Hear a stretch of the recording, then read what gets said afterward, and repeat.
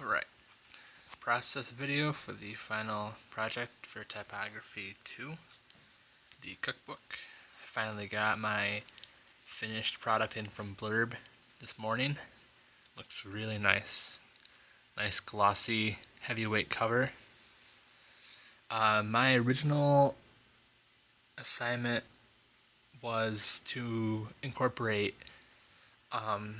German food and gluten-free food, but since we were allowed to just choose one, I decided to go with just the German aspect because most German food contains some form of gluten, and it was going to be really hard to try to make both of them in the same cookbook. So my title is The Hungry Man's Guide to Oktoberfest. I decided to go with an Oktoberfest theme, which is, if you don't know what Oktoberfest is, it's a tradition in Germany and other parts of that region that I don't know how far it goes back exactly, but it goes back pretty far. It's just a celebration of heritage, and it's usually known for its beer, which is why my cover is beer.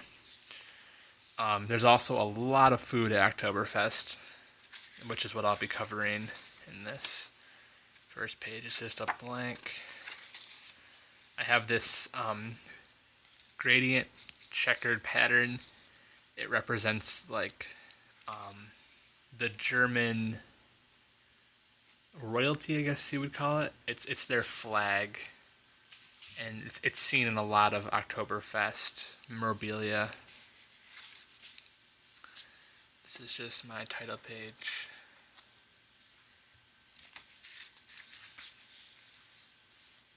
I use this little marker here on the blank pages within as something to keep your eye interested but not too distracted. My table of contents.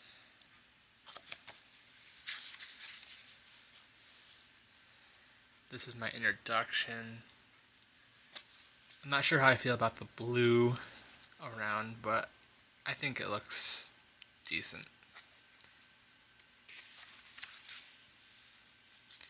Here's where my recipes start. So what I did is I have the title of the recipe, and then I have the prep time, cook time, how many people it serves, and how many calories are in each serving.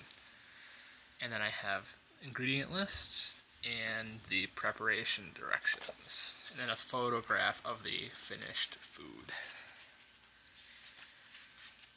And I decided to switch the pages off, so as you can see, this is on the left side, and then this is on the right side. So every recipe switches between, so it's not all the same photos on the same side, kind of thing.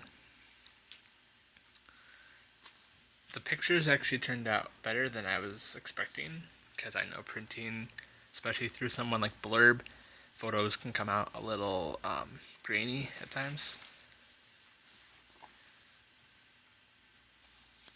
I'll just through the rest of the recipes so you can see what they look like in the end. The printing turned out really nice.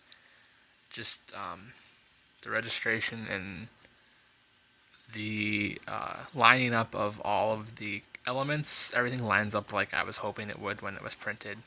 I was having doubts because of the mock-up I did.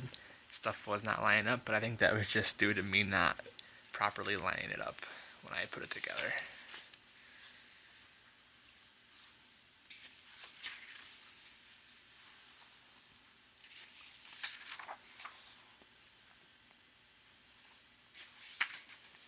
I really like that blue color I chose also. I think that really pops.